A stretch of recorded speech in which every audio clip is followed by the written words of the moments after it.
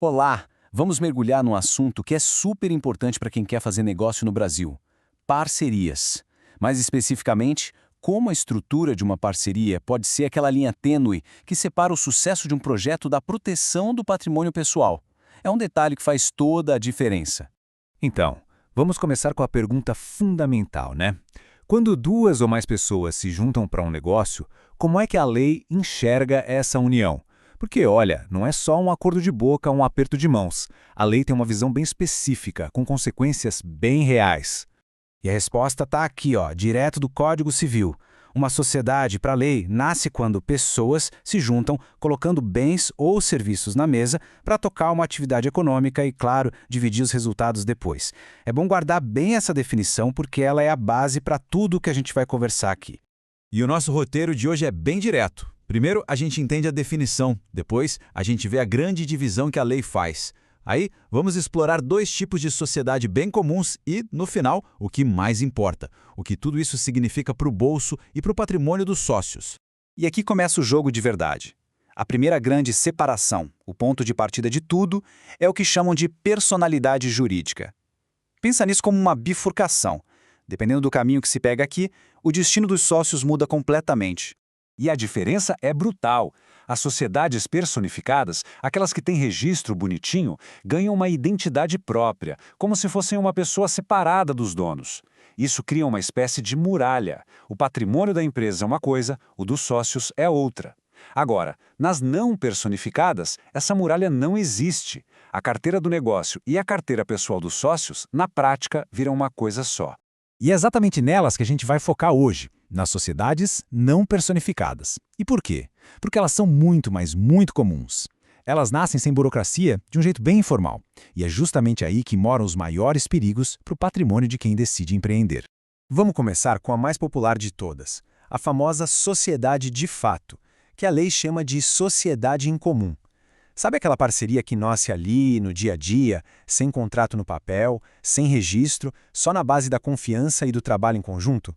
Pois é essa mesma. E as características dela são bem interessantes. Se não tem registro, não tem personalidade jurídica.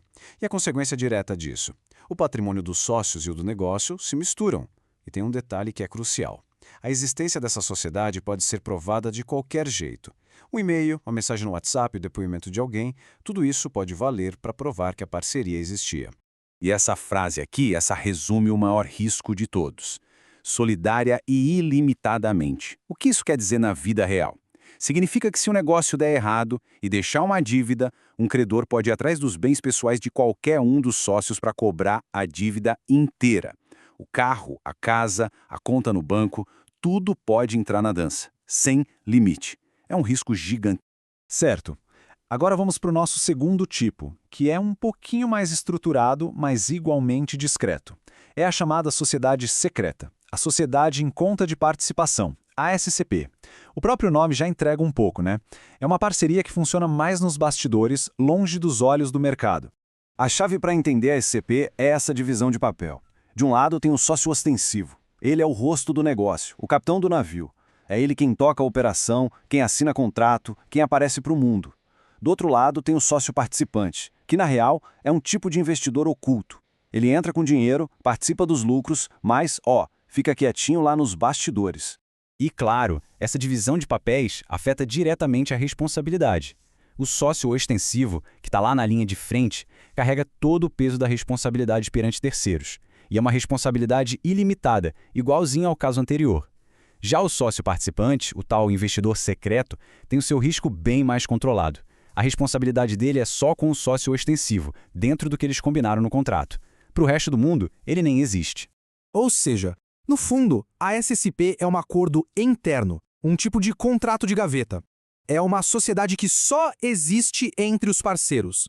Para os clientes, fornecedores e o mercado todo, a única pessoa que existe e que responde pelo negócio é uma só: o sócio ostensivo. Bom, chegamos na hora da verdade. Vamos colocar essas duas estruturas lado a lado para a gente comparar e entender de vez. O objetivo aqui é deixar bem claro qual é a diferença fundamental entre elas e, o mais importante, o que isso significa para o patrimônio de quem está envolvido no negócio. Esse quadro aqui resume tudo perfeitamente. Repara que as duas são informais, sem registro, sem personalidade jurídica. Mas a grande virada, o ponto que muda tudo, está na última linha. Na sociedade em comum, o risco ilimitado vale para todo mundo. Já na SCP, esse mesmo risco enorme fica concentrado numa pessoa só, apenas no sócio ostensivo. E com isso, a gente chega na mensagem central de hoje. A escolha da estrutura de uma parceria, mesmo daquela mais informal, não é só um detalhe. É uma decisão estratégica que define a linha de defesa do patrimônio pessoal. É o que separa o risco do negócio do risco de vida de cada sócio. E para a gente fechar, fica aqui uma reflexão. A informalidade muitas vezes parece o caminho mais simples, mais rápido, mas, como a gente viu, essa aparente simplicidade pode ter um custo altíssimo. Então, a pergunta que fica é: qual o preço de cada escolha entre a simplicidade e a segurança? Não tem uma resposta pronta, mas o primeiro passo é sempre conhecer as regras do jogo. Espero que essa análise tenha ajudado a clarear o caminho. Até a próxima!